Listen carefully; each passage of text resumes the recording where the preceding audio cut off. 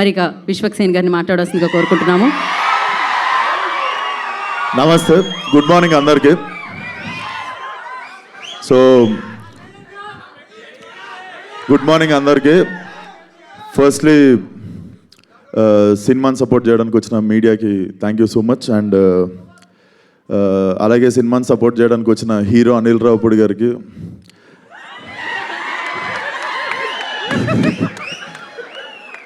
మన క్రికెటర్ తమన్ గారికి thank you so much. And ఈ సినిమా చూసినప్పుడు ఈ ట్రైలర్ చూసినప్పుడు ఒకటే అనిపించింది అశ్విన్, వచ్చిన డైరెక్టర్ విశ్వక్సేన్కి థ్యాంక్ యూ అన్న, నువ్వన్నా గుర్తించినావు. అరే పొద్దున షాపులు కూడా తెరవారు, ఏం అరుస్తుర్రా. సో ఈ ట్రైలర్ చూసినప్పుడు ఒకటే అనిపించింది అశ్విన్, చాలా పగడబందీగా ప్లాన్ చేసావు మైక్.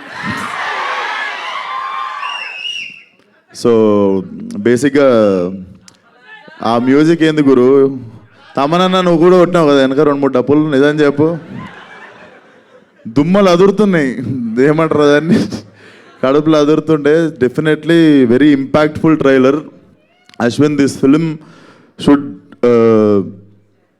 ఇది ఉండిపోవాలనుకుంటున్నా నీ కెరియర్లో. లైక్ బిఫోర్ హిడింబ కాదు, శివం బజే, బిఫోర్ శివం బజే, ఆఫ్టర్ శివం బజే అవ్వాలనుకుంటున్నా నీ కెరియర్లో. అండ్ మనిషి చాలా మంచోడు, అస్సలు కల్మషం ఉండదు. జిమ్లో కలిసినప్పుడు కూడా he always rooted for me. And ఈరోజు నాకు రావడం కుదరకపోతే నేను గిల్టీ ఫీల్ అవుతుండే అశ్విన్.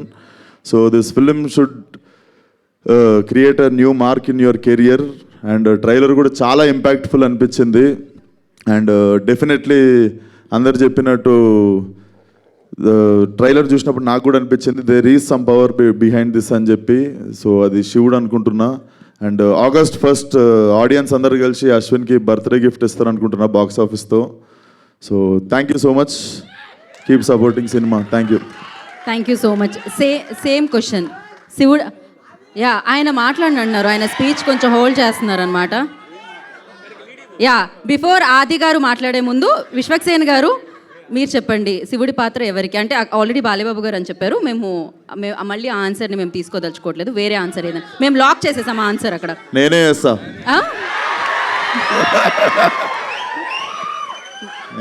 బాగుంటుంది, ఖచ్చితంగా ఉగ్ర రూపమే పెట్టాలి అక్కడైతే.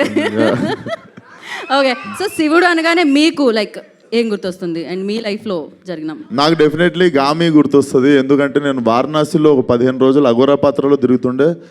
అప్పటికి ఇంకా ఫలక్నామా దాస్ రిలీజ్ కాలేదు. ఈ నగరానికి ఏమైంది, రిలీజ్ అనౌన్స్మెంట్ అయింది అంతే. సో అప్పటికి ఇంకా మనం అక్కడ పోనీ అక్కడ ఉండే కొంతమంది తెలుగు వాళ్ళు కూడా గుర్తుపట్టడానికి స్కోప్ లేదు కదా. చాలా రోజులు నేను నిజంగా అఘోరాని అనుకొని చాలామంది వచ్చి భిక్ష చేసిర్రు నాకు.